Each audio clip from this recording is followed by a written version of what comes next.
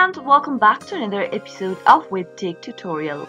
In today's tutorial video, I'm going to show you how to reset your password for ZenDesk accounts. Watch the video till the end and don't forget to subscribe to our channel by hitting that subscribe button. Press the notification bell so that you'll never miss another upcoming upload from us.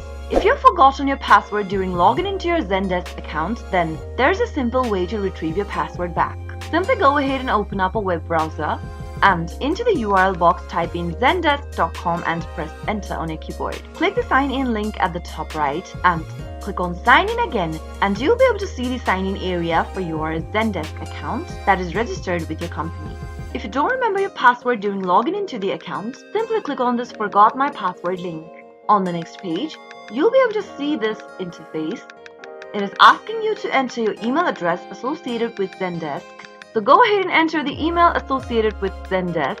Enter the same email you used while registering for your account and click the submit button. Now, open up a new tab and go and check your email inbox.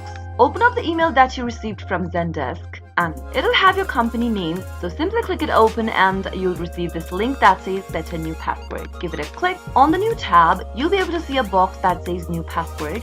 Type in the new password you'd like to reset to for your account and make sure that your password requirements meets the criteria that you used in the password as well. Finally, click change password. As soon as you do that, you'll be able to see that you've successfully logged into your account as well. Next time you try to log into your ZenDesk account, you need to enter the new password that you just reset to. That is how you can reset your password for your ZenDesk account whenever you've forgotten your password during logging in.